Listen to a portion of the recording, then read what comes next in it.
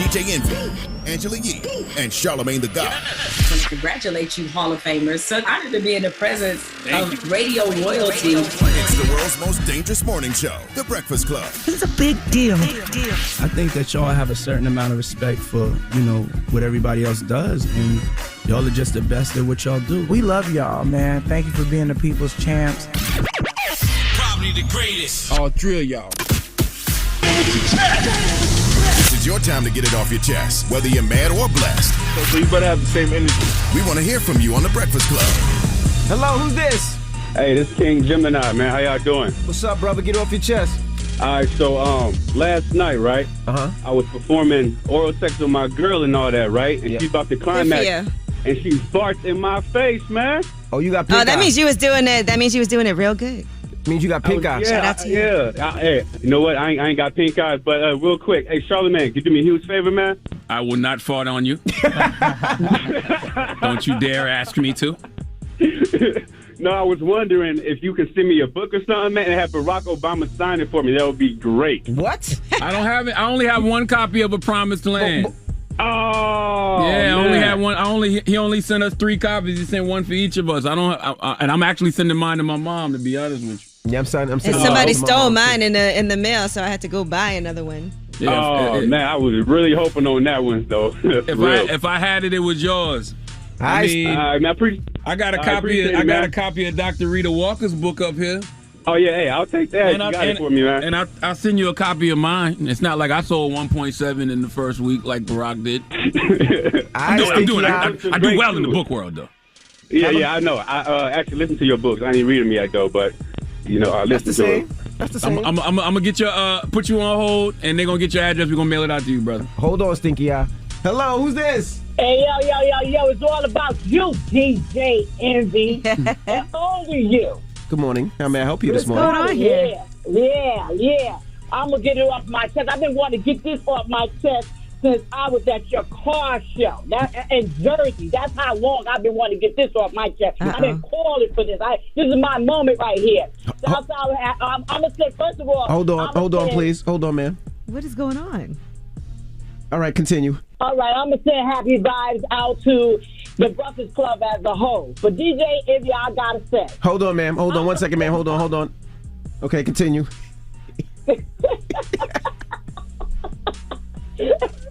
I'm gonna send love vibes out to you for real. I watched you at your car show in Jersey. I was a vendor with my Total Life Papers business, and I gotta say, you was out there with us early in the morning. You took great care of people's property. I watched you just take and nurture them cars like they was your own. I got much respect for you, what you do for your car show.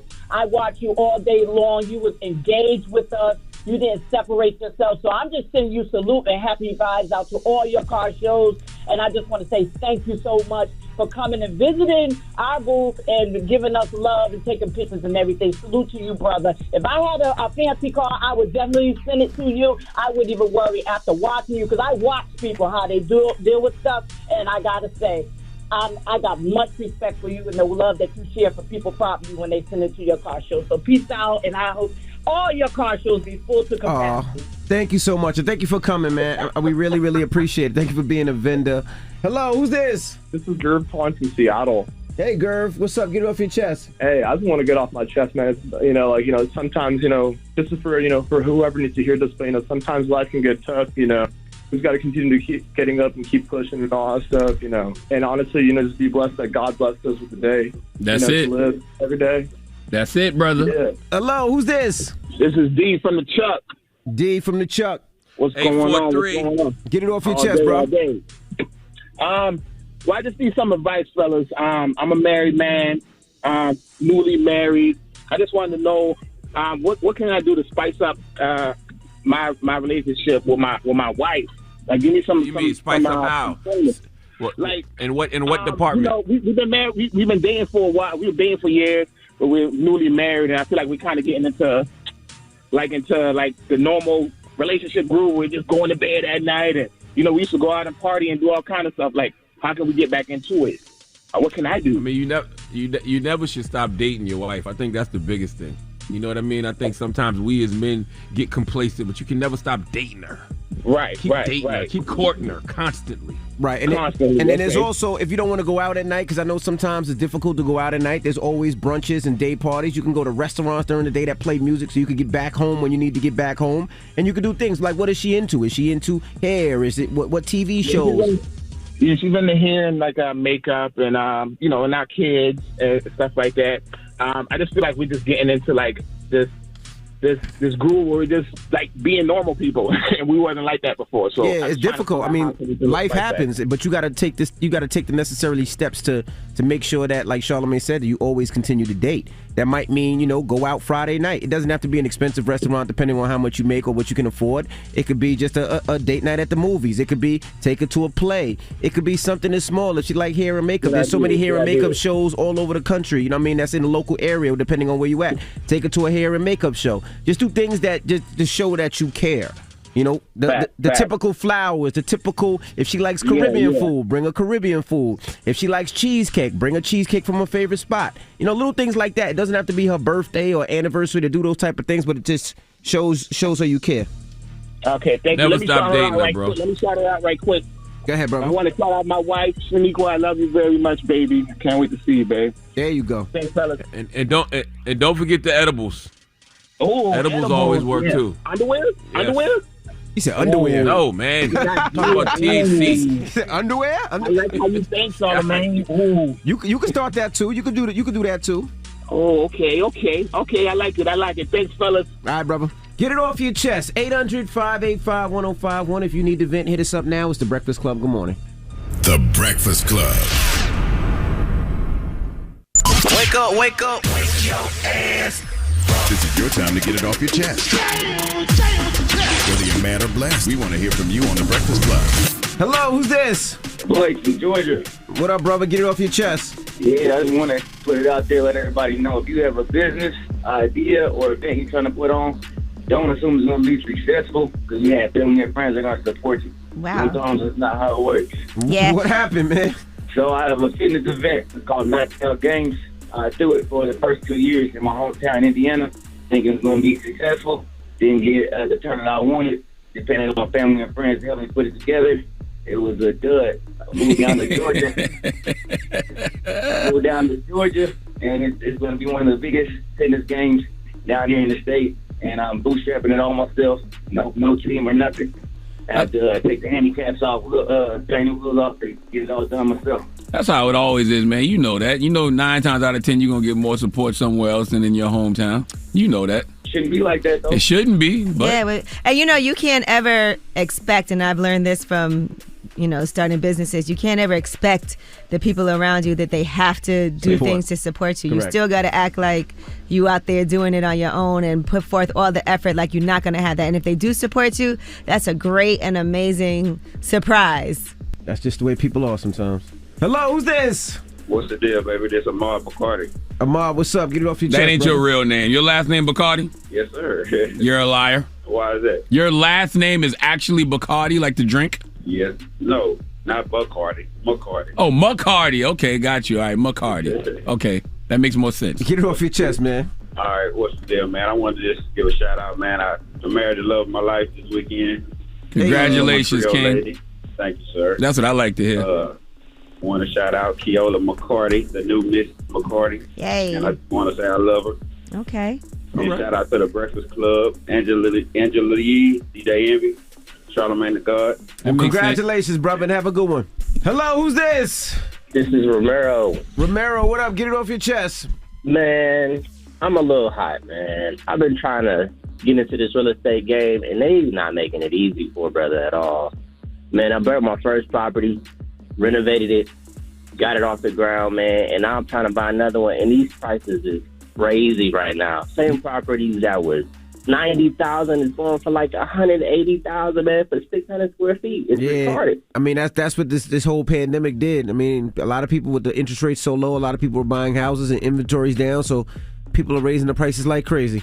Man, I don't know how they expect somebody to get in the game with these kind of prices, man. It's stupid, man. It's very difficult. Well, I don't know, man. I appreciate y'all, though, man. Thanks for taking my call. I'm glad to get it off my chest. Yeah, there wasn't going to be no positive advice for that one. It is what it is. When them prices is what they are what they are. Hello, who's this? Oh, this is Marion Johnson. What's up, brother? What's up, Marion Johnson? So you remember me, man? Cocktail party, man.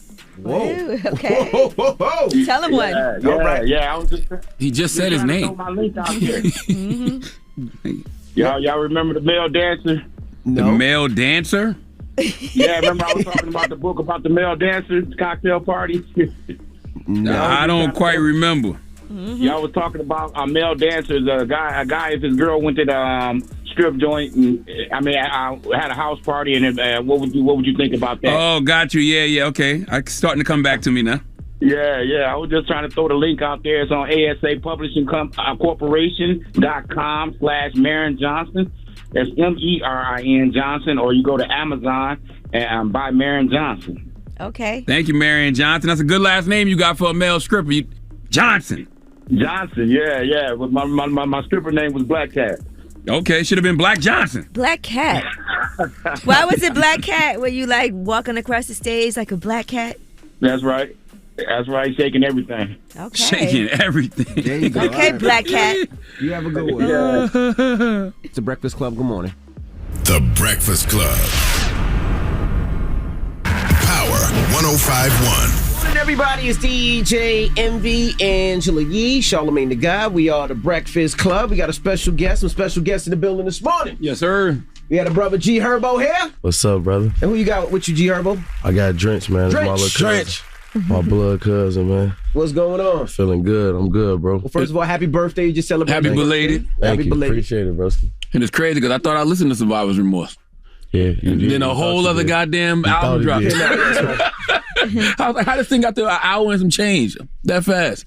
Oh, man, I'm excited, man. I'm just happy to be here, bro. I'm blessed, to be able to put this project out, but it's more than just an album. I feel the universe and the energy like around it. Like I really feel like it's a moment of triumph for me when I wasn't even trying to celebrate it. You know what I'm saying? Like I went through so much recording this project and just so much in life growing as a man. And this album is a complete reflection, a complete testament of who I am and how I've grown as a man. You know what I'm saying? Right. Now I was gonna ask you, you had 2 kids, and I've been seeing your video of your kids beating you up, your son punching you in your face, and 3 all together. That's right. I was gonna ask, how has that changed you? I always say like the happiest I'm gonna ever be is just hanging with my kids. You know what I'm saying? Especially when I got all 3 of them in the house together, man. It's perfect. You feel what I'm saying? And your son, the only thing, I'm thinking as I'm walking here for real, like, and I knew y'all was gonna ask me something about my kids, and the reason why I go so hard and why it's so important because the time that I spend away from my kids gotta mean something, man. You feel what I'm saying? Like, I'm really sacrificing time away from my kids, not seeing them for this. You feel me? So it gotta mean something. It gotta work. It gotta work for me. It gotta work for them because that's the foundation that I'm laying. You feel what I'm saying? And my kids don't know they daddy G Herbo for real. Like your son know because everybody, we'll be walking or in the airport or something. And people be like, hey, yo, son, hey. You like, he's a celebrity. How do you know my name? You know what I'm saying? Like, he 5. He don't really understand. He asks me now, like, Daddy, am I famous? I be wanting to tell him no. But then I be like, you feel me? But then I be like, you told me to put some on you, I'm going to buy you some more jewelry. Yeah. It's different, man. Like, just having them around other kids and stuff, they treat them like a celebrity. But it's like, I'm saying that to say, like, I want all my kids to have foundation, balance, you feel me? So it gotta mean something. Me moving fast, I'll be on the road so much and worry about money, and you don't even realize you really raising your kids a certain way. You feel what I'm saying? Like I don't want my kids to grow up how I grew up for one, but I don't want them to grow up just like an industry kid or like, you know what I'm saying? I want my kid to grow up regular, man. I want him to just have his innocence. You feel me? That charismatic and freedom to just be them, all my kids, you feel what I'm saying? And that's important. So, and I always used to say that I got to go hard where I could have the freedom to take a year off for real, like a real year to just travel and be with my family. You know what I'm saying? Like I always wanted to be that type of artist to have that because I feel like I ain't gonna be able to raise my kids right if I'm just focused on. Your son's on the album too. Does he understand? He on the album. Does he understand that? How did he react when he heard it? He called me on FaceTime. Look, he called me first. He like, Daddy, it's your birthday? I'm like, yeah, it's my birthday. He said, I didn't miss it? I said, no. He said, I was so scared I was going to miss your birthday. It just dropped. Your birthday just dropped. But he talking about the album. Your birthday just came out. and he was listening to the song. He was listening to me on the TV, and he turned around. Like, it's just crazy that he really understand it. You feel what I'm saying? Like, he's seeing and that he a fan of the music. You feel? He don't just listen to my music. You feel? He just a fan of music and the culture. You know what I'm saying? But that's like I noticed that, and that's why I don't whoop my kids. I just let them out. How I grew up. That's why I'm so smart now. I was exposed to so much. You feel what I'm saying? Like, you gotta still expose your kids to things so we could learn. Like, I feel like that's knowledge that my son growing, and I'm just be able to like polish it all up just by talking to him. You know, I'm gonna be honest with all my kids. You feel what I'm saying? And that's how they gonna have that structure, that foundation, because that's how I got it. My parents was just honest with me, brutally honest. We saw you in protective father mode. When was that? When you was out with your child and somebody was being a little too pushy? Yeah, the crew league joint. I just be trying to like, you know, I'm cool, I'm friendly, you feel what I'm saying? But I would just be trying to like, it ain't really that, you know, because a lot of times people be trying to go viral, and I was stopping it right then, because had it been something that would have offended me, it would have went all the way to a whole nother level. So people thought I was joking, but I wasn't mad, and then I was just showing them like, don't play. Especially when you with your kids. Absolutely. You can't even play while I'm with nobody that I care about, you feel, especially my kids. So I just wanted to just draw that line right there. All right, we got more with G Herbo when we come back. Don't move. It's The Breakfast Club. Good morning. The Breakfast Club. Morning, everybody. It's DJ Envy, Angela Yee, Charlamagne the Guy. We are The Breakfast Club. We're still kicking it with G Herbo. Yee. You think that people don't respect the Chicago music scene the way that they should? I was just at that Chella's birthday party, my girl Chella, and I seen Sasha Go Hard was there. Katie got bands. You know, you was there.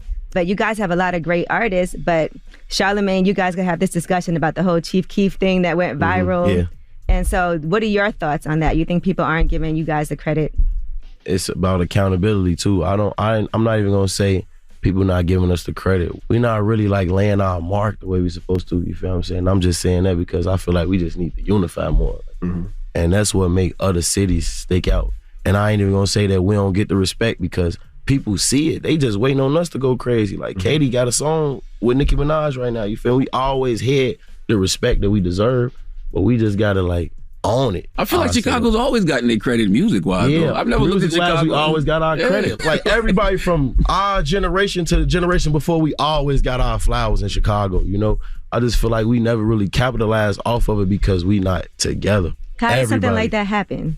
I don't know. I really don't know, man. What you think, JB? You got to tell me, man. You be spitting that knowledge when you say stuff like that. Come on, JB. I think what we really need to unify is.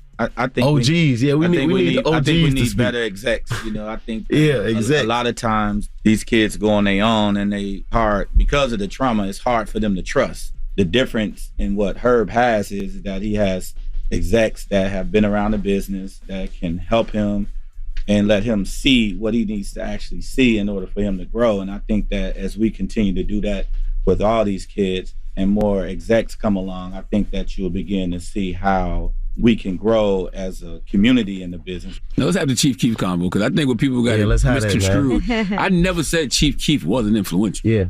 I said that the foremost... I know exactly what you said. Though, I said the foremost influential rappers of all time is Pac, Jay, Wayne, and Kanye. And then Nyla was like, well, you got to put Chief Keef in there. And I was like, well, I wouldn't put Chief Keef in that fall, because Chief Keef influenced the sound in a region. Not saying he's not influential. I just don't think he's one of the foremost influential rappers of all time. See, look, and we both got confused with that. That's what I meant when I was saying it. It's a sound. He influenced a sound and a generation of kids that, and even though Sosa is a global superstar, but even if he wasn't, just what he did and how he touched so many people and turned them into global superstars, that's what I meant. Like, his influence is crazy. You know, he's never done an overseas show? Never. That's because crazy. I don't think he can leave or something. Sosa ain't performed in Chicago in like 8 years. He could sell out 2 United Centers right now. I know he will.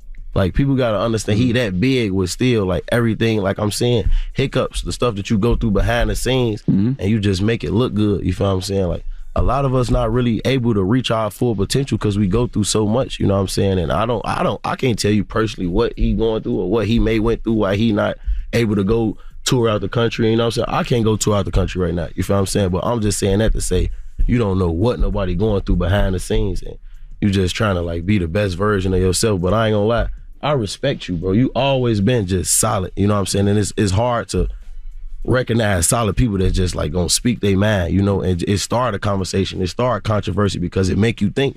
Solid people gonna say stuff that make other people think. You feel what I'm saying? And like, we need it. But you see it generationally though. You see how clearly he influenced the whole generation. Because you had a whole generation being like, no, that's our guy. What? You know, everybody. It was trending for 3 days. It broke the internet, bro. Sosa made everybody get dreads. He made everybody rock True Religion. Like, he had that Kanye effect on our generation, for real. But Wayne will say he caused the whole generation to get dreads. And he will. And 2 Chainz will say, I caused the whole generation to start wearing True Religion. Or Jim Jones, you know what I mean? But I seen it though. I ain't gonna lie, Wayne did do that. Like, he started making street dudes. I seen like real street dudes start getting like lip piercings when Wayne did that in Chicago. I know that was unheard of. You know what I'm saying? Do you have a relationship with Wayne? I know he's your favorite. Yeah, he my favorite, like, all the time, for real. But that's why I say he's one of the foremost influential. Yeah, absolutely.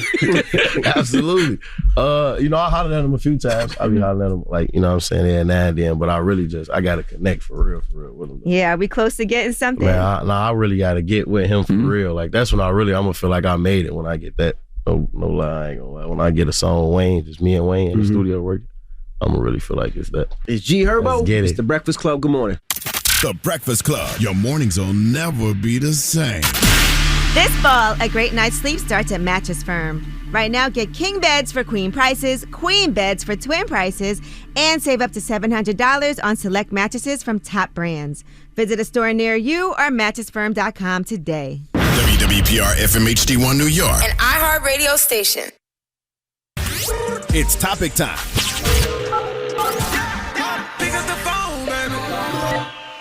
Call 800-585-1051 to join into the discussion with the Breakfast Club. Talk about it. Morning, everybody. It's DJ Envy, Angela Yee, Charlamagne the Guy. We are the Breakfast Club. Now, if you're just joining us, we're asking, what is one of the fattest things you've done? All right? 800-585-1051. Now, this comes from TikTok.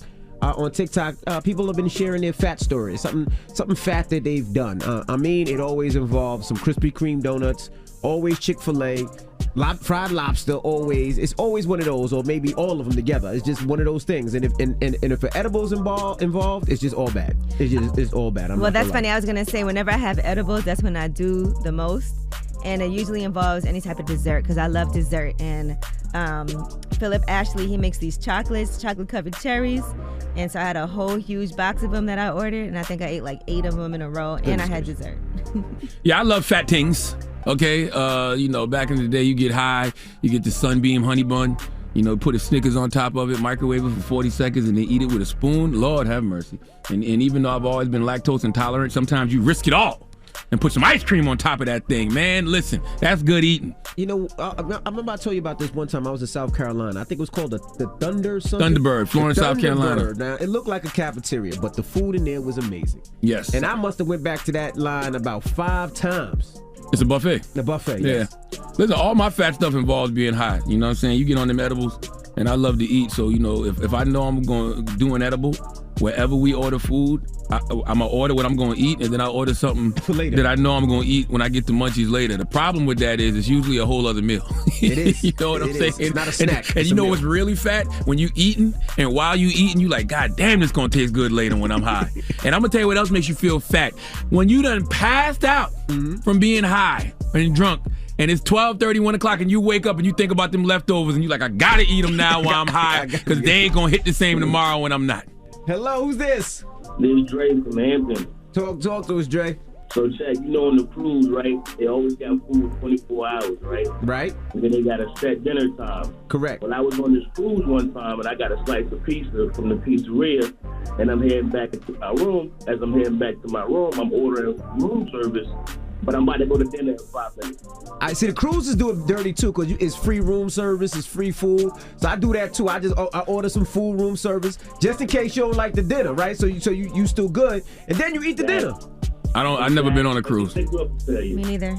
I don't like cruises. I don't want to be in the middle of the ocean in a boat for all them days. Hello, who's this? It's Brandon. Brandon, what's up, brother? What's the fattest thing you've done? All right, check it out. So in the hood, you only got like a few choices of food. So if anytime it's Chinese, I figured I mix them together. So I bought me a slice, then walked to the Chinese store, got me some fried rice with some beef and broccoli. And I took the slice out, put the beef and broccoli with the fried rice on top of the slice. Oh, man. That's some good eating, King. Food on top of the King, pizza? that's some good eating, King. Woo. Was it shrimp fried rice? Nah, it was regular fried rice with some onions. Can you imagine the shrimp fried rice on top of a slice of pizza? Lord have mercy. The mixture of the sauces and the taste. Ooh, you eating, King. How much you weigh, bro? Thank you. How much I weigh? Yeah. I currently weigh 200.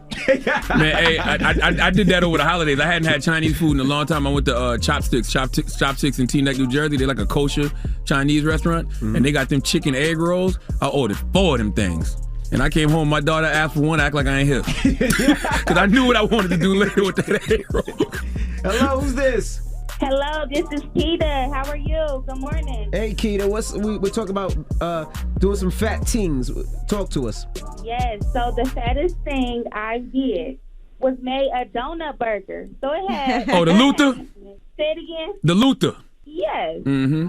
What the hell is the Luther? Yeah, I don't know what that is. It's a hamburger patty with bacon on it, and I had like some extra bacon with a fried hard egg and a hash brown, and then you top it with the donut. Yep. Yep.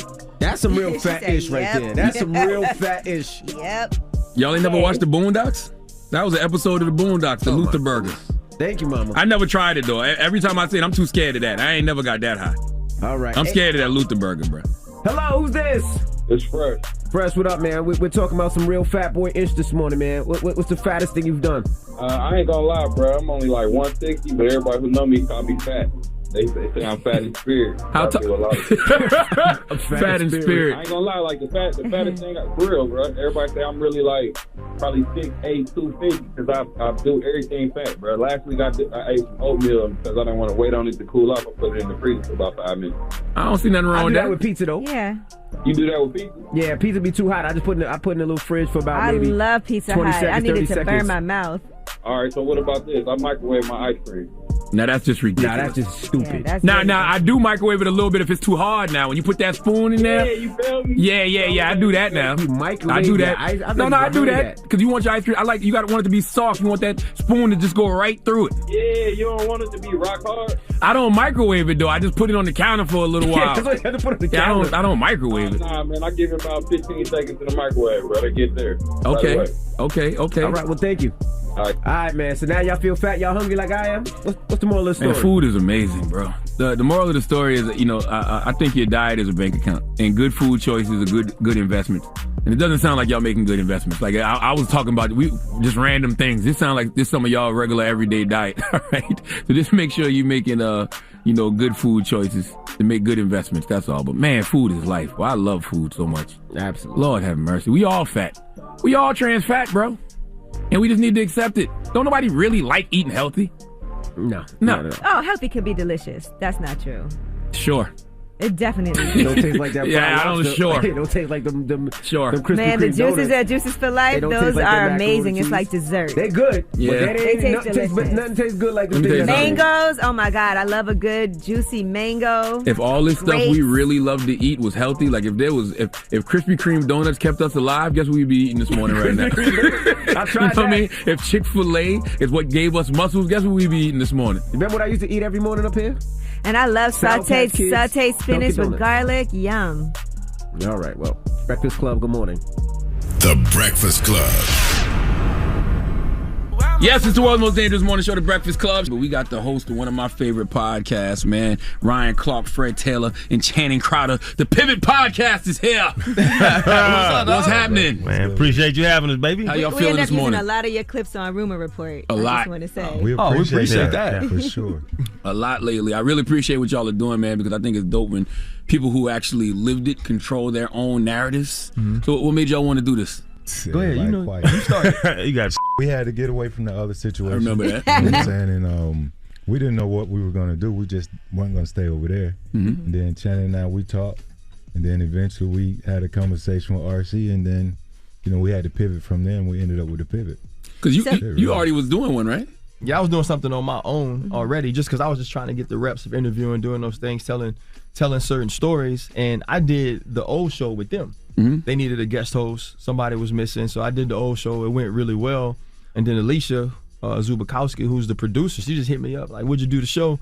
Would you talk to Channing? Me and Channing talked for about an hour and a half one night, you know, because my first question was, can y'all fix the old thing? Mm-hmm. You know what I mean? Because I think anytime, like in our culture, when something does become that big and it does become something that the community grabs onto, like I didn't want that to just go away behind nonsense, right? And then, you know, once they let me know what the deal was and how everything went down, I was like, cool, let's do it. But I can honestly say I didn't expect it to be what it is now, though, for sure. Really? It's so important to take care of the business, too, aspect of it. So when you guys did the Pivot podcast, what agreement did you come to with each other to make sure that it was fair for everybody? Oh, well, we learned from the other situation where you just jump out with your homeboys.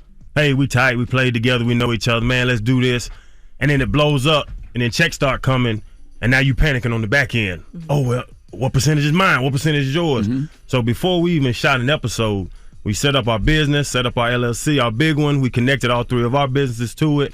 We brought in our producer and our attorney, so everybody got their, it's not equal percentage. We're the main three owners. We own 80% of it, and then so that's already set up before a dime came in. So we were fronting money. All of us were paying for our own stuff to start it, to get it going, the travel, the production, everything with our producer, and we were paying for it ourselves. And said, okay, we're gonna bet on ourselves to come in. But we didn't even. We left the other spot. Me and Freddie were like, we got to do a podcast. But then we just saw, man, it's the young kids that come up to you, from the 14-year-old that come and be like, hey, man, that Beasley stuff was crazy, to the 60-year-old that comes up to you. So we're really affecting the culture. So that's when me and Freddie were like, but we got to keep this going somehow to really just speak to the people. And we wanted to bring in a third, and the list was short. It was Ryan Clark. We knew the dude. He's talented. He was that good guy. So that's what we brought in. But yeah, we didn't have to do it. We didn't want to do it, but we had to because we thought we were affecting so many people. Well, I'm glad you said that because coming from pro sports, y'all make multi-millions of dollars. Podcast money ain't like that initially at all. And it might take a while to even get to that multi-millions of dollars. So did that impact anything? No, not for me. Okay. Like I said, it's all about teaching, being transparent and learning, and just really opening up conversations. I think that's what we've been great at. And really just jumping in it. We started the other thing just during quarantine. Say we were bored in the house. We're just trying to get outside and, do some stuff, talk. And then it just evolved into that. For me, I never thought I'd be in media, right? So just to really be here is still, I think my drive now is the fact that, like Channing just said, people run up on us, damn, y'all changing my life, the DMs. Man, that right there opened my eyes, man. I need this, this medicine. So that keeps you driving. So, and it really, the money's going to come on the back end. You know what I'm saying? We can sustain this. So that's not the important thing right now. It's just the conversation. If you chasing money, you'll never catch it. That's right. What you said about athletes being in a box, do you think that's where the stereotype of the dumb jock comes from? Because they only want to talk to y'all about one thing? Well, I don't think it's necessarily like that's where the dumb jock comes from, because I think some jocks are dumb, just like anybody's dumb. Right. Yeah, everybody dumb. You know what I'm saying? Like people that play ball, that was really good at ball and also not very intelligent. Like so I think people try to like stereotype everyone in that way, but I think it's much like anything else, is where people see you and box you in, or how they meet you, it's hard for them to get outside of that, right? Like if you're not having, that's all you do, right? Like if you're not having a conversation with us, like if you never sit down and bring up another topic, then you don't know what the hell I know. And like this show has let us do that. I love so many of y'all episodes, man. Channing, people got mad at you when you called Russell Wilson a square. Do you take that back? Not at all. Not one bit. You know what? I did. I did creep in the G Code locker room, bringing up Sierra and why they're together, you know what I'm saying? And Fred and RC afterwards, they got on me like, bro, you know what I'm saying? She wanted her piece. You can transition, go to different situations. Kim, from Kanye to David, what's his name? Pete Davidson. Pete Davidson. I don't follow that, man. But like, they're two different people, so I understand the change. So bringing up Sierra, bringing up a man's family, I'll take that back. But have y'all seen Russell's videos? You seen Mr. Unlimited and this goofy shit. My bad. Listen, but there's nothing wrong with being a square, though. I know, that's what I'm saying. I didn't call him That's alcoholic. a positive thing to me, really. But like, I think though. You said you didn't call him alcoholic. I didn't call him alcoholic. I didn't call him a deadbeat dad. I didn't call him a pedophile. some people felt like it was lame. some people felt like it was personal. Like you have a personal issue with him. No. There's lame people all around, I think. And I call them lame. If you ask throw a name out, I say lame or cool. It's an opinion, and it's what I thought. Like, it's folks out there think I'm lame. And I don't give a damn. I don't know why so many people were mad that my opinion of Russell Wilson is a square and a lame. But that's what happens when you have a successful podcast. What you say holds a lot more weight than just having a regular conversation. But also, I guess, look, a person that people look at and they say that's a good guy. Right. Why is a good guy considered lame? There's good people that are cool. Yeah. Just the way Russ holds himself, his little videos, you saw him come up, you see how he done been in a locker room with people that know how to talk, he learned how to talk, but he's not built like that. I'm an Atlanta dude, man. I'm an Atlanta dude, and that's how I He grew doesn't up. understand who in the black community is protected. Certain people you can't say certain things about, and that's beautiful black love. You can't violate that. Yeah, You know what I'm but saying? I think. But he spoke his opinion, so that's one thing Channing gonna do. You watch the episodes, Channing gonna be black and white. Ain't no gray about Channing. He's gonna always be transparent. You're gonna like it or you're not. You know what I'm saying? And that's it. And it works. Yeah. It wasn't though what people tried to make it though, and I think that was my larger issue. And you for sure know. You know what I'm saying? Like you say certain things and you may not expound, and people bring it to something else, right? Because obviously, if I'm connected to him and I'm laughing during the time, and even in the piece, I was like, bro, but when you've been in something that's toxic, you just want peace. You want the opposite. Yeah, even I said that, but I also agree that he's square. You know, the thing that frustrated me is like now people are coming at us like you can't say anything about it because of the couple, right? It's because of the couple. And like I had the conversations with people, which I love being able to have those conversations. I was like, look, you know, in 2016 when Michael Bennett's walking off the stage in a Black Lives Matter shirt and they asked Russell Wilson, he says police lives matter and everybody's lives matter. Of course, Black lives matter. Lord, you know have what I'm saying? And so at that time, like I went on TV that day. I'm on First Take. I went on TV like, nah, like we needed somebody to be strong. And to me, it's like, okay. And then in 2020, and like things change and your minds change, and you know you're now married to a black woman and you have black kids, and so you know now those things are important. In 2020, he gives this impassioned speech on the ESPYs. And that's cool, right? But for me, somebody who was the same way in 16, and white people are cussing me, calling me racist, and then in 2020, I'm getting calls every time I get off of TV that my voice is needed, that is square to me. It's okay to say that, and also say, you know what?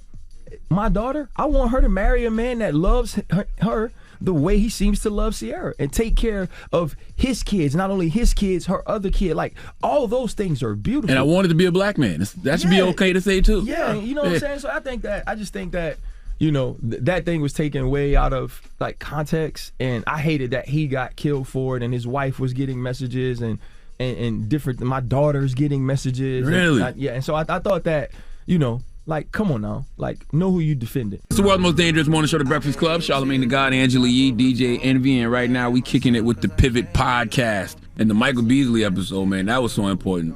And I don't think he would have gotten that open anywhere else. For some reason, he felt very comfortable in that environment. Have y'all followed up with him since then? I hit him constantly. I have a lot of blue text though, and he hasn't really returned anything. But like I repost this stuff.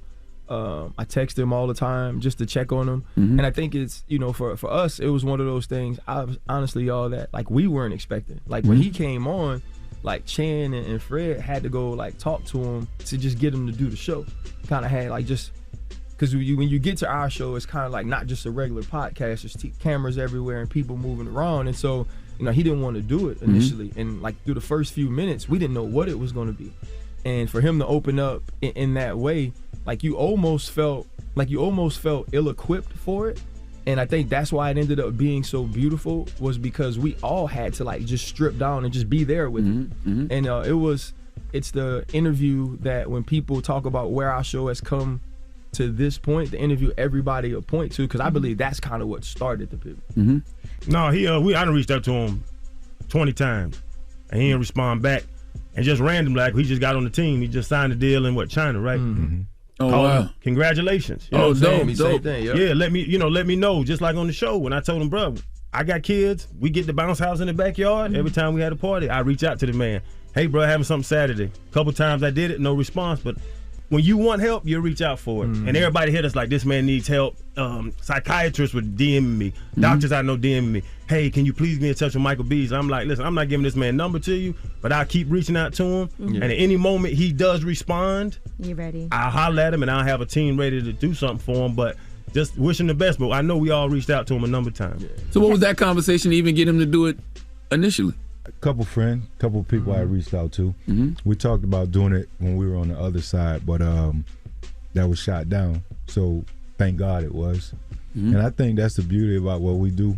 Like, we just let people speak. Some people come with agendas and they have things that they want to vent to and get off their chest.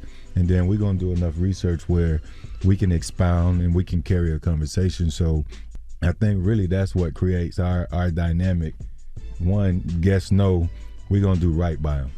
We ain't looking for no clickbaits. We just looking to let you talk. We'll let you see the cuts before we send them out, all the promos. You sign off on them, we good to go. Has anyone ever said, "Can you take this out"? Yeah. We have a show that we can't release because the guests come, right? Always, hey, can I ask this, right? Because you study and you know what you want to get to, and if you get to it, you will. And so I'm like, can I ask this? Can I ask this? They was like, oh yeah, like we all good. So I was like, this is gonna be an excellent show. We do the show's phenomenal. I get a call from my agent, my TV agent, and he's like, look, their agent called me. They need to take some things out. And when people take things out, y'all know how it is. You take like a snippet out, or you might take one answer out. They took out like 20 minutes of a 45-minute show. Oh, he must have got loose. Oh, she must have got loose. You know what I'm saying? And I was like, well, we can't show this. That's my 12-minute episode. That ain't gonna work. But it's also one of those things though. Like when I look back on it, I think it's even cool though that we could be in that, but we could be that way. Like if you feel that, and they have a documentary coming out, so I guess they thought they shared too much. But if you feel like you did something on the show and you got to take so much out, we're not gonna put you out there bad. We're not gonna be like, nah, you said it, we're gonna do it. You signed a release. Nah, we're not gonna do that because you don't want that to be attached to your name either. And to be honest, they done told stuff I done on the show. We'll stop the show afterwards, and our producer and Freddie and RC be like, hey, that mid part with Chan, we don't even do that. Wait, like what? Yeah, just, I get wild with sexual stuff, or just start talking crazy, talking about, back in the day when I used to run in them streets. And then after the show, as soon as it's over, Ray will be like, RC, we can't play this stuff about the club. And then the producer be like, okay, and she'll edit it up and be right. But yeah, from on all our standpoints, like we're not there to get anybody. Right. And I think that's what people gather. A lot of people, one thing I was surprised by is that when people come on, they're always going to watch shows before. They always want to see what to expect when they get there. So they already know his approach. They know my approach. They know Freddie's approach. So they already are kind of prepared, but if they were to say something crazy, we'll even, in the middle of the show sometimes, we'll be like, they'll talk.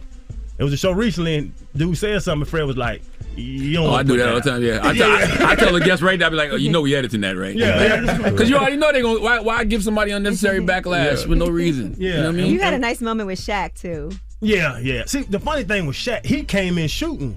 Yeah. He walked in, started calling me names, and this little ugly ass little boy. It's your big ass right there. Don't act like I won't come over there and chill. So, but it was, and even that rapport was started off camera. So we get on camera. That's why me and Shaq just kept shooting at each other because it was already established. And he's a cool dude, and that's the comfort level. So he walk in big, and everybody kiss his butt.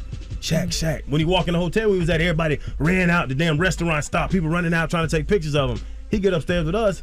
I mean, what your big ass doing? Why you got them leather shoes on? Yeah. So we start talking to him like a normal person, and that's what loses people up. Because I always say it, man. You put your drawers on before your pants, just like I do.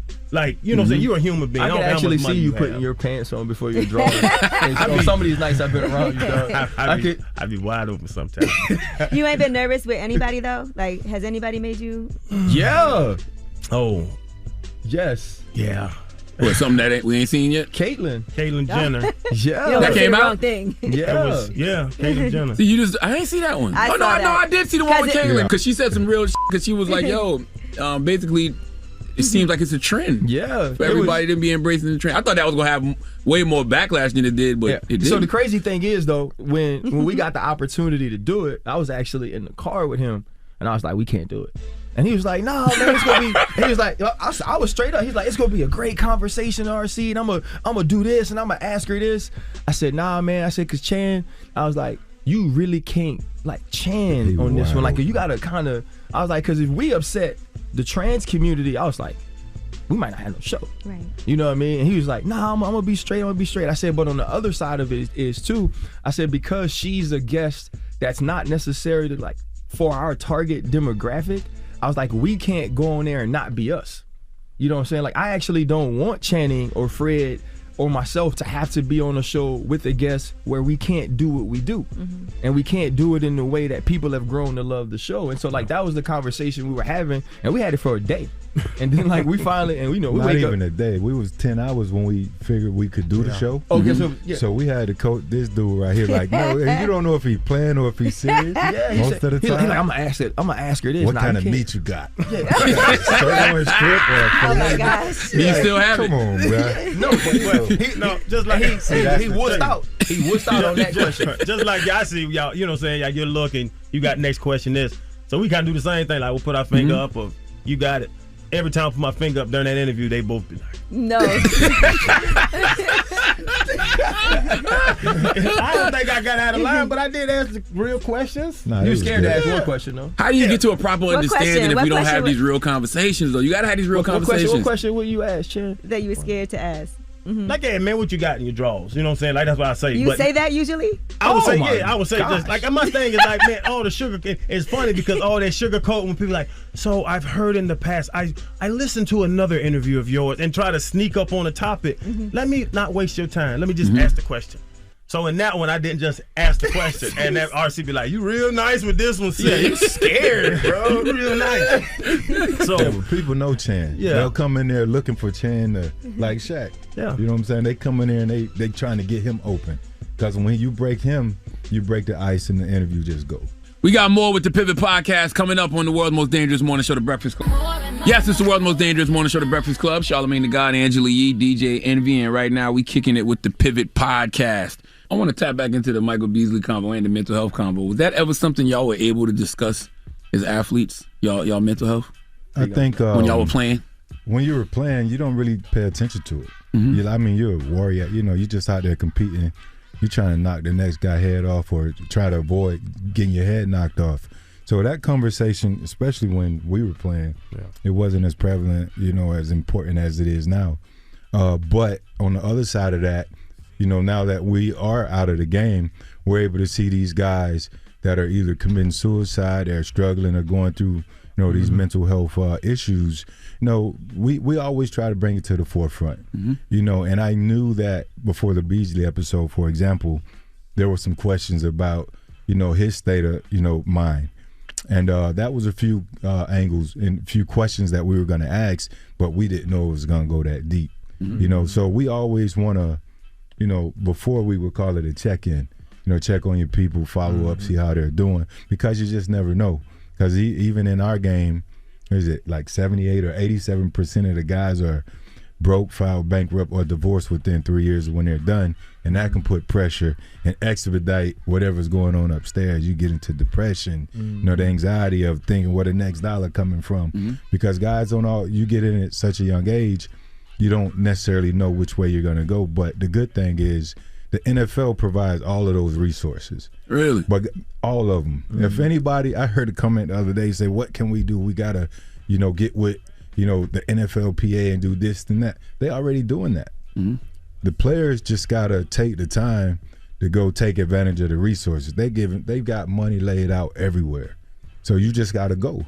You got to put that in your everyday routine and say, this is what matters to me. You got to do it now, though, especially for the young guys that's active.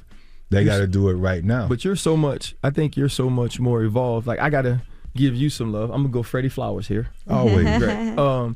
you starting to speak about mental health made me actually check myself. And I remember meeting you at ESPN. One, you were way nicer and more polite than I thought you'd be. Just because listening to the show, I'm like, man, he telling people they box trash, and I was like, he gotta be a bad guy. But so, and just like, because, you know, and I've talked about it with them all the time. You know, like, I grew up, both parents, you know, great childhood, but like my parents were really tough. My parents they worked hard as hell, and they said, you know what, like my mama told me, you know, like depression is something that a black man can't afford, right? Or sadness or different things like that. And so, you know, there were times where I could have been battling things and just not let myself accept it, right? Because to me it was unacceptable, and I've had to learn as I've gotten older to be sympathetic to those things and to try to understand that, one, not everybody sees it like me or is built like me, and that these things do truly exist, not only in our culture but in the world, period. And you know, from listening to you, my homeboy Monday said something Ryan said something on his episode that I thought was so deep. He said, what people got to understand is what's good for black people can be good for all people. You know, and so I had to truly start getting out of that mindset of, nah, you don't have to tough your way through everything. Like, you can talk to people, like you are also dealing with things, because like when I played, like I was an undrafted dude, you know, I spent my first 4 years trying not to be cut. You know what I mean? And when those things happen, because I grew up with a mom and I went to church every day, it wasn't, you know, you need to talk to somebody, you're dealing with something. I just got on my knees, or I got in that book. You know, like that was the way I dealt with it. So I am still, like at my age, like I am still learning. And so honestly, when we have a Michael Beasley and are able to have that conversation, it truly helps me more than anything, because it starts to let me know that these things are real. You know, you have to deal with them, people have to deal with them, and it's okay, because I truly felt like it wasn't, even in my parenting, like I've had to adjust, you know, as well. But I think, and I say, I'm the caveman of the crew. They're way more evolved than I am. And I've learned it now. You know, the mental health awareness ain't been about 10 years now that it's really come to the forefront, maybe less. Especially in our community. Yeah. So you playing ball, you don't grind your whole life to be the 1% of the 1%. You break your finger, tie it to the next one. You dislocate your shoulder, pop it back in and go play. So we doing all this on the field to play ball, to make money. You the best of the best. You woke up sad. Like I remember some guys just being like, man, I'm down, and you look at, bro, let's go. Like it's time to play. This is a barbaric sport. On Sunday. Oh no. Yeah. We gotta there's no off, there's no replacement for you, and he's worse than you. That's why he's your damn backup. So I think like that barbaric side of football, especially, you know, basketball things are different, but football exactly. Physically, I have to see something wrong with you. If I see your bone pop out of your ankle, okay, bro, you can take a couple weeks off. You're depressed. What does that mean? Yeah. Like what is? And when I played, I didn't understand it. And I knew guys were going through stuff. I tell the story like Junior Seau, who took his own life. That was my homeboy. That was my dude. And I remember the day I saw it, I called his phone and went to voicemail, and I just broke down in tears. And it started clicking to me, talking to Ricky Williams a lot, post-career. And Ricky explained it to me. Like I started really seeing like this could be bigger than a torn ACL. This could be life or death. Torn ACL, you miss 9 months. This could be life or death when you talk to the mental side. So I have come around from my barbaric and my, you know, caveman ways to really respecting. And when somebody says they're not feeling good, hey, I need some time. Let me call my homeboy and really talk with him and really break this down. So hopefully if my old country ass can do it, the whole league and the world will open up, especially black people will open up and understand this could be bigger than something you can see. Something you can't see might be a bigger even than something you can watch walking towards you in the hallway. I wonder if it's easier to play football than it is a sport like basketball, because of the fact, you know, they always say hurt people. You can actually go out there and hurt somebody, and you get paid for it. That's what you're supposed to do. Like, I wonder. To take a human being's physical person and not be concerned with it. If I hit him in his knee and it pops backwards and a bone pops out, good job. You'll get patted on the back. That was a hell of a hit. You knock a dude to sleep. That was a hell of a hit, bro. So do you have to disconnect yourself from almost humanity to go out there on Sunday? Because me and Freddie, he was always a player. When I played Freddie, I couldn't look at Freddie, Fred T, my homeboy, my dog. We both Gators. You know what I'm saying? I know he got kids. I know he's man. I know he's a happy dude. if I get a chance to knock him to sleep, I have to do it. That's my job. So I had to disconnect myself from the relationship and disconnect myself from human beings. I'm not walking in public, busting my head in nobody's chest down the seafood aisle. But when I get on the football field, the hell with you, the hell with you, the hell with you. If I don't do my job, I'm getting cut, and I'm gonna lose my check. Did you put that much thought into it though? Because it wasn't like I played since I was 4, and it was just always the same thing, you know. Like we gonna play, and it was what it was. I'm backyard playing, throw up tackle with the homeboys. Yeah, I'm gonna try to smash you through this fence, and you know, hopefully your mama go cook tonight, and we just go all eat together. And I don't know, man. I just think like for us, you know, I tell people all the time, like I only wanted one job my whole life, and that was to play football. And I did it for free for so long that when they would pay me, like I was like, oh, this is what it's supposed to be. And that also played into it though. Like we don't get to call out, like we don't have holidays, right? You working on Christmas, you working on Thanksgiving, like you don't have sick days. When I was sick, you know what I mean? Like when I was sick, I went to work every day. I couldn't stand up straight for a month, but I went to work every day because they couldn't figure out what was wrong with me, because that's what you're supposed to do. And about 11 o'clock every day, they'd send me home, you know, because I had a fever or whatever. And so I think, you know, we were just always taught that if you ain't dead, you got to be here. And so I think for us, though, Charlamagne, that crossed over mentally and emotionally as well. It's like, I can't go in here and tell these people I don't feel good or I don't have it. And I think that part played into it. And the physicality of it, to me, was what defined you. You know what I mean? Like, I felt like I respect, I can say this, I respect tougher individuals more than I respect talented individuals. You know what I mean? Like it was some dudes that, like this dude right here, one of the most talented humans I've ever played against. Like you couldn't touch him in a phone booth, but he was also a dog. And like that was what I admired about him. And I think when people constantly in our locker, in our world, when people constantly applaud you for toughness, it makes you want it more. Like when I would put people to sleep, you know what I mean? Like they would love it. And I was like, oh, that's all I gotta do is just run my face into his face and get up first. I'll do that every single snap. Damn. Because that's what they're gonna pay me for. Man, I think what y'all do is so necessary. But I don't think we'd be having these conversations with athletes and about athletes in this way if it wasn't for these kind of platforms. Because I don't think they would ever go on ESPN or Fox Sports or anywhere and be that open and vulnerable as they are with y'all. So, but thank you, man. All the smoke, us, who's the other great ones? $1 million worth of game. Absolutely. All them guys. We wouldn't be there without y'all. Yeah, it's real. Yeah. Think about the platform y'all set up. Y'all got 3 people, smart people, sit down, communicate, interview folks. Like y'all taught us this game. And y'all didn't know each other, right? No, we all knew each other. Okay. Yeah, we all knew each other. Okay. Yeah, so y'all taught us this game. So all the love that you giving us and the respect, and we appreciate it. Without the Breakfast Club, I believe there's no all the smoke, there's no pivot. There's no $1 million worth of game. There's not those things. Y'all set the standard, and we appreciate it. Well, Thank y'all, everything man. happens for a reason. So Absolutely. the Pivot Podcast, y'all got that popping after, you know, things didn't work out in the previous situation, and it's even better.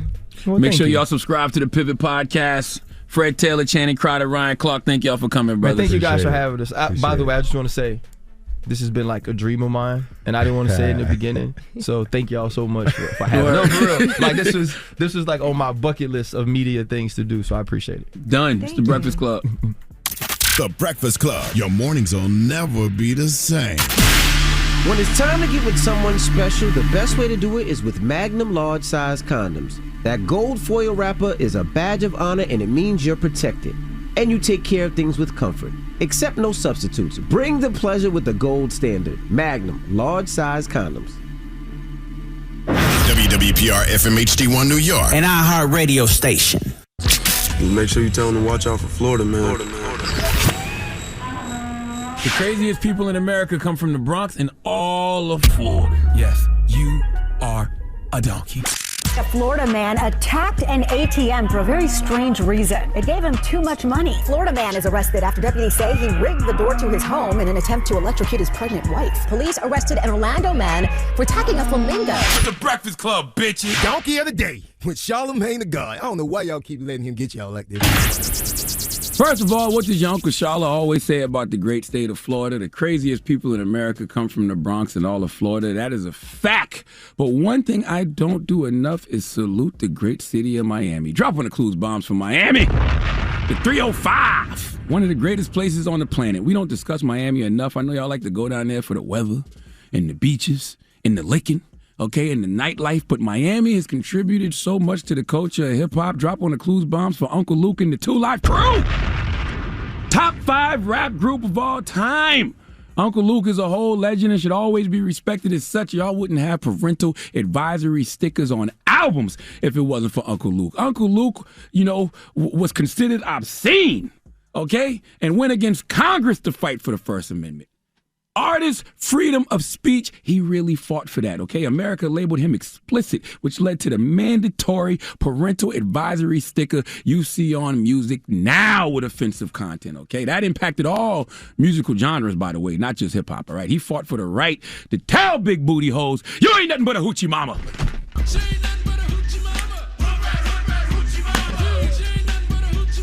Hood rat. You hear me? He fought for the right to tell Asian women all around the world, me so horny.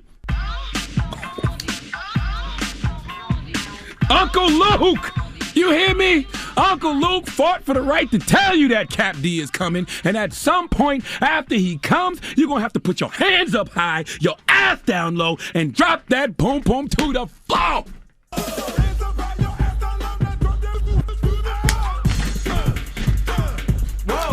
That's right. Don't even. I still got them knees. You hear what I'm saying? That was a good era. Don't play no more. That's what I'm saying. Don't play no more. That was a good era. Have we all grown now? Yes. Do we all realize that, the music was misogynistic and sexist? Yes. But can we all admit that problematic music slapped? Okay? And it wouldn't be the same without the toxicity. And you are a liar if you say you hear that music now and it doesn't make you feel good, okay? Drop on the clues bombs for Uncle Luke. All right? I still listen to I Wanna Rock right now. I literally mean right now. Like, that's my joint, okay? This man, Uncle Luke, had us screaming the color of feces for no damn reason, okay? Proudly screaming out what the color of feces was just because. Some of y'all doo-doo might be green, okay? Sometimes. Might even be a little hint of red, depending on if you got hemorrhoids or how much fun you had in the bedroom the night before. But it's universally known that doo-doo is brown because of the legend named Luther Campbell. And that's why we are gathered here today, ladies and gentlemen, to discuss doo-doo, okay? See, William Carroll is a robber who is currently facing charges of armed robbery and battery. See, a woman was walking her dog in Miami's Edgewater neighborhood. She was picking up her dog's poop when William Carroll pulled up with a knife.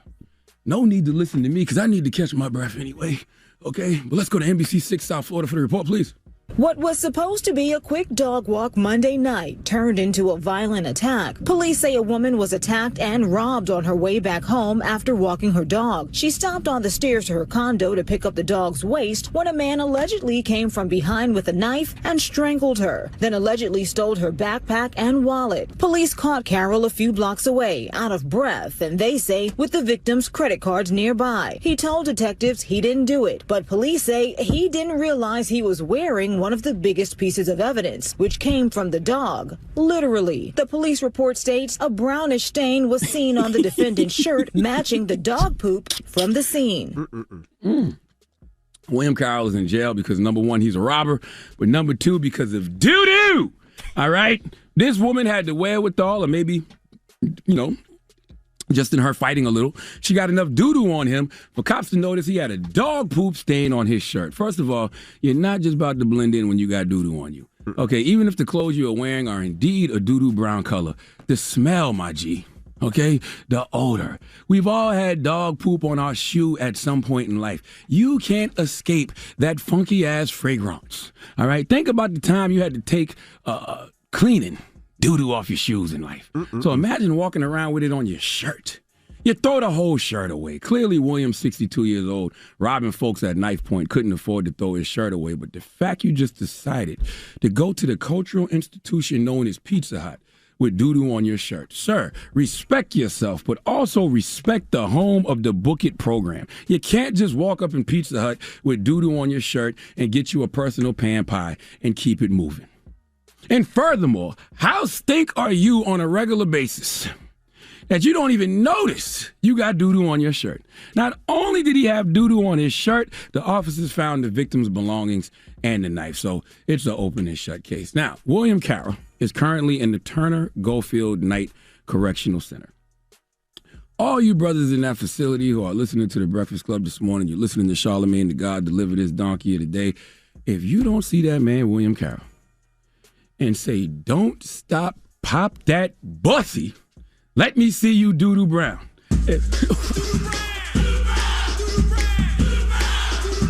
If y'all not calling that man doo-doo brown for the rest of his life, for the rest of his stay in that facility, then y'all have collectively failed Miami-Dade County. I'm not saying harass the man.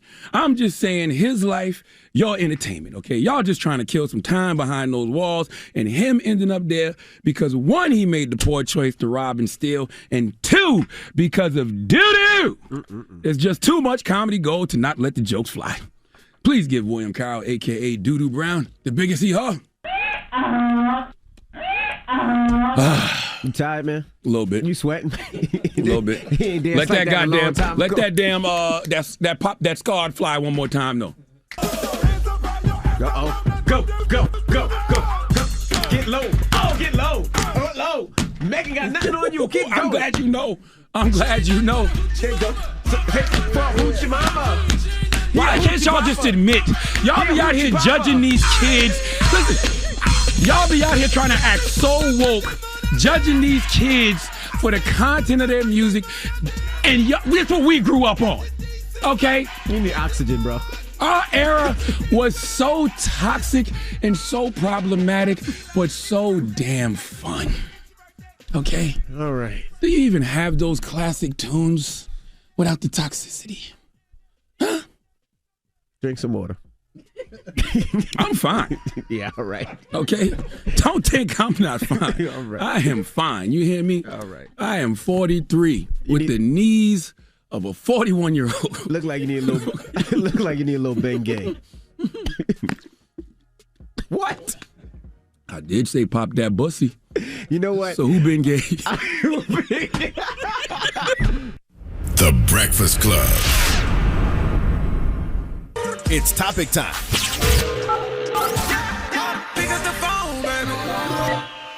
Call 800-585-1051 to join into the discussion with the Breakfast Club. Talk about it. Morning, everybody. It's DJ Envy and Angela Yee, Charlamagne the God. We are the Breakfast Club. Now, if you're just joining us, we're talking about Channing Crowder. Channing Crowder, they was on the Pivot Podcast. Salute to the Pivot Podcast, one of my favorite podcasts. And Channing Crowder was talking to cornerback Denzel Ward. He's a cornerback for the Cleveland Browns. And Channing had this to say about Mr. Denzel Ward. Well, you are beautiful. What you mean? Well, you got pretty eyes, like you got good skin, you got the little highlights, like no, but you a dog now. Like I watched you play, you a dog, but did you have to fight that? Like fight being beautiful. What you mean? You look so pleasant and nice, but then you got to choke a bitch to sleep. Right, you know what I'm saying? Like, do dudes try you when they see you? Be like, oh no, this dude got you. You had to fight that? I mean, you the first dude that called me beautiful. Oh, you are beautiful. I don't even know how to respond to that. So now the question is, what do you think of that conversation? I see absolutely, positively nothing wrong with it. I compliment brothers like that all of the time. I saw Kevin Gates last week, or whenever Kevin Gates was up here, and I said, yo, you look good, brother, because you can see that his skin looked healthy. He was glowing. You could tell he lost weight. You could tell he working out. You could just, see that he has an inner glow about him, that, he's on the right path mentally, spiritually, physically. I don't see anything wrong with telling another I'm sure he appreciates another the human compliment. that. Yeah, I don't see nothing wrong with it. What's the problem? Yeah, I don't see anything wrong with it. I've never called somebody gorgeous, but You I've look complimented gorgeous. Charlamagne. Charlamagne has complimented me a times. I've never complimented you. you. Always compliment me, bro. Never. Yes, you do. You never give me anything to compliment You always about. compliment Give him me. a Never. compliment now. You just touched my leg on the way out and said I got nice legs. I did not say that. You had shorts on. Yeah, what did you do? I just reached for something. But I wasn't reaching. See, I'm not playing this game with you no more. It had nothing to do with anything other than that they was out. Hello, who's this? Hey, man, good morning, Breakfast Club. It's your boy Chunks, man, Scratch Line ENT. Yo, Charlamagne. Yes, sir. I wanted to comment, man, brother. Like, listen, we as black men, we either going to support each other and compliment each other, or we either going to criticize each other. We can't play both sides in the middle. I agree. Every time we want to we want to address masculinity. Then every time somebody want to compliment another brother, we want to sit here and criticise. Yo, come on, bro. What is we gonna do? We gonna support each other or we not? I'm with you 100%, my brother. That's why I don't like the backlash that Channing Crowder is getting, because just like you just said, either they're gonna complain about toxic masculinity, or when we show each other love, they're gonna complain. Which one is it? Hello, who's this? Yeah, it's Terry from Duval. Duval, what's your comments, bro? What you think? Hey, my comments, man. I think Shannon was talking to Ward like he was a snack, though. He was putting a lot of emphasis on his comments, and there's a difference between me telling Charlamagne, I love where your bald head looks today, or hey, thank you, King. You look beautiful today. But at the end of the day, when you play those comments back, he was putting a lot of emphasis on my man Ward. Like, I don't know, he was kind of looking at him kind of funny. I didn't feel like that because I listened to the Pivot podcast. That's how Channing talks. Channing puts a lot of emphasis on everything. But he was putting a lot on like how he looked though. Like, there's a difference. What's wrong with that? You know there's a difference between you telling anyone something and then him with like all this emphasis on ooh and ah and e. Like, man, I ain't get all that. Comments, man. Yeah, man. I ain't hear all them oohs and ahs and e's, man. Well, if somebody said that to you, would you just say thank you and take it as a compliment? I would, but in the back of my mind, I might feel more uncomfortable. Why? I don't know this man like that. You just told me I got a beautiful bald head and amazing eyebrows. I didn't take nothing from that. But I said it in a very manly way. It sounded funny, man. All right, brother. I said, so you got to walk up to him and say, you got a beautiful bald head. Beautiful bald head. Aggressive with it. Sexy eyes. Thank you, King. See? 800. Thank you, King. I appreciate that, shut King. Up, man. 800-585-1051. We're talking about Channing Crowder, and this is what he said. Well, you are beautiful. What you mean? Well, you got pretty eyes, like you got good skin, you got the little highlights, like no, but you a dog now. Like, I watch you play, you a dog, but did you have to fight that? Like, when you being walk beautiful. out, you look so pleasant and nice walking up, but then you gotta choke a bitch to sleep. Right, you know what I'm saying? Like, do dudes try you when they see you? Be like, oh no, this dude got you. You had to fight that? I mean, you the first dude that called me beautiful. Bro, you are beautiful. I don't even know how to respond to that. What's your thoughts on it? It's the Breakfast Club. Good morning.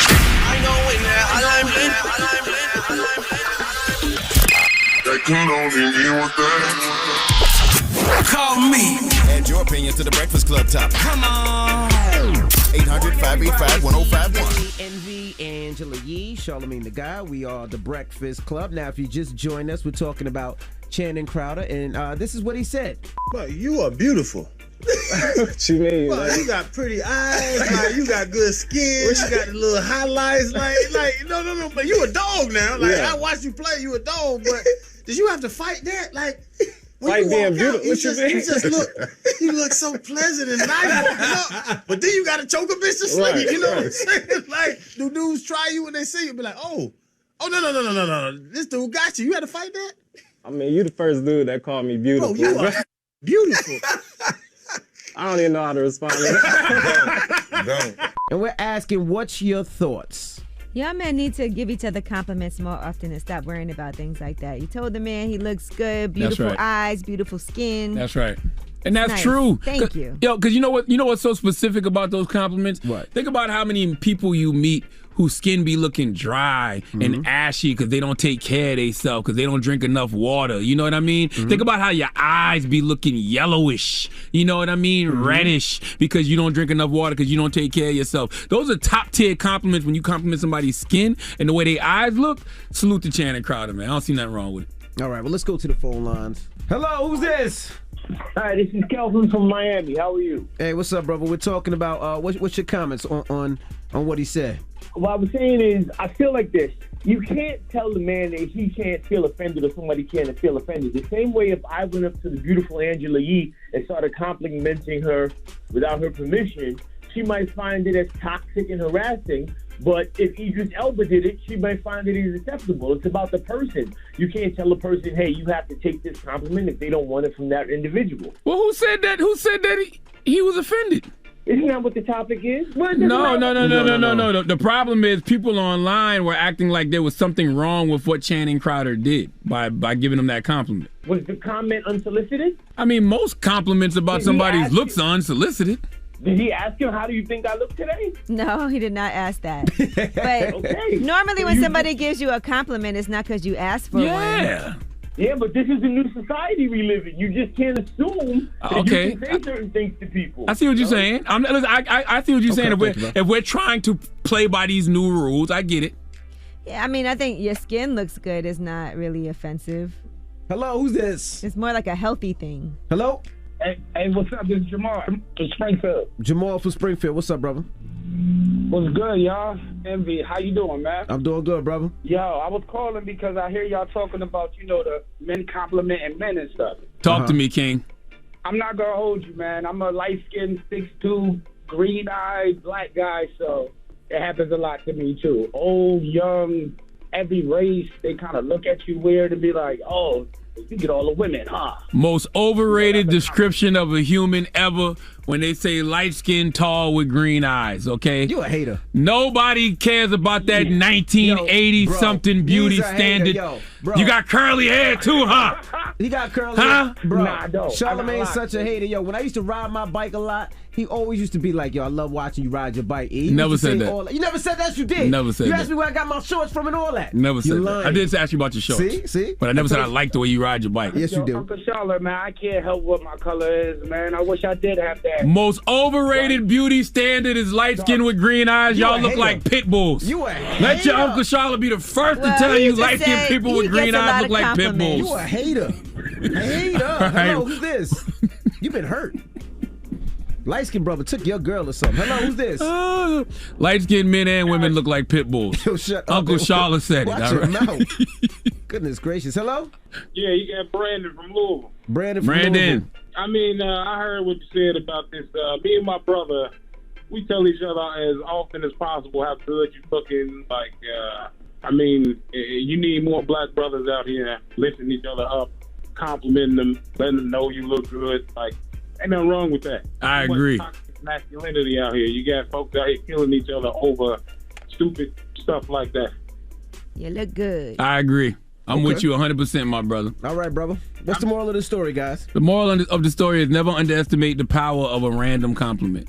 You know what I'm saying? And I don't think there's anything wrong with a black man or any man, telling another man, they appreciate their appearance. I don't think there's anything wrong with that. I think we so superficial. We'll tell a man he got a nice car, he got a nice chain, but when a man been in the gym, actually working out, or when a man's taking care of himself and you can see it in his skin, you can see it in his eyes, you can't give him a compliment? Y'all out y'all damn mind. Salute to Channing Crowder, man. It's the Breakfast Club. Good morning. The Breakfast Club. What up, y'all? It's DJ Envy. Hey, I'm Angela Yee. And I go by the name of Charlamagne the God, and we just want to say happy holidays from all three of us. All three of y'all. The Breakfast Club. The Breakfast Club. Your mornings will never be the same. When it's time to get with someone special, the best way to do it is with Magnum large size condoms. That gold foil wrapper is a badge of honor, and it means you're protected. And you take care of things with comfort. Accept no substitutes. Bring the pleasure with the gold standard. Magnum large size condoms. Good morning, everybody. It's DJ Envy, Angela Yee, Charlamagne the Guy. We are the Breakfast Club. All right, Charlamagne, you got a positive note? Positive note is simply this. The best part of being authentic is that there is no image to maintain. You will delight some and disturb others, and none of it will concern the truth of your being. Breakfast Club, bitches! Y'all finished or y'all done?